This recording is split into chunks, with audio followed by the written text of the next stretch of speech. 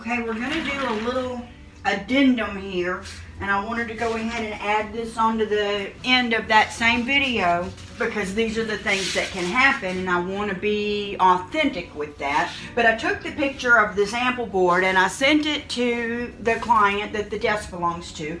The desk has now been cleaned with white lightning.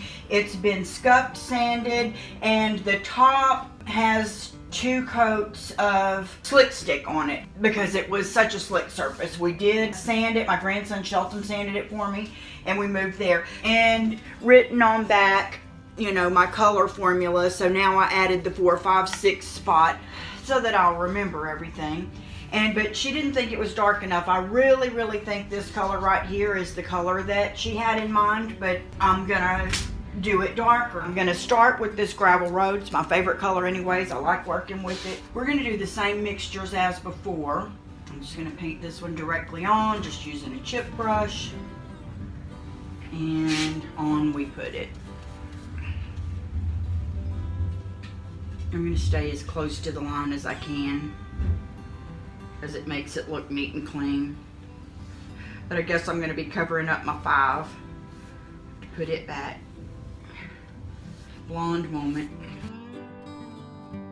I'm also at this point, because you read all the time whenever you're buying something that's painted or colored that sometimes screens will affect how the color appears, and it's hard for us to comprehend that because the color is color. You think that what you see is what you get, and that's just really not the way that it works. So I'm going to do my very best to have the client come here. So now we can see how much darker the gravel road is than the hurricane gray.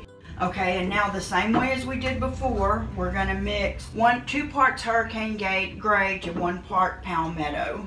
I'm going to start out with 1 to 1. But because this is so much darker, it may hide that palmetto, and we may need to do 2 to 1 in the other direction. So we're going to do whatever it takes. Oh yeah, this is 1 to 1 gravel road to palmetto.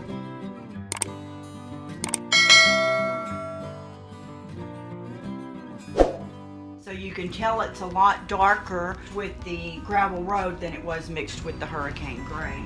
And then we'll do the last one. This is going to be dark. It's probably going to be what she wants. I'm going to do 1 gravel road, and I'm going to do 1 whole collard greens too, because the gravel road is so dark that I'm afraid the green tone from the collard greens won't show through as much if I don't do it even. So I'm doing it even. Number 6. When you're making a custom color like this, you've got to, unless you're going to do perfect measurements every time, you've got to make up a batch completely big enough to do your entire project with, or you're not very likely to match it perfectly.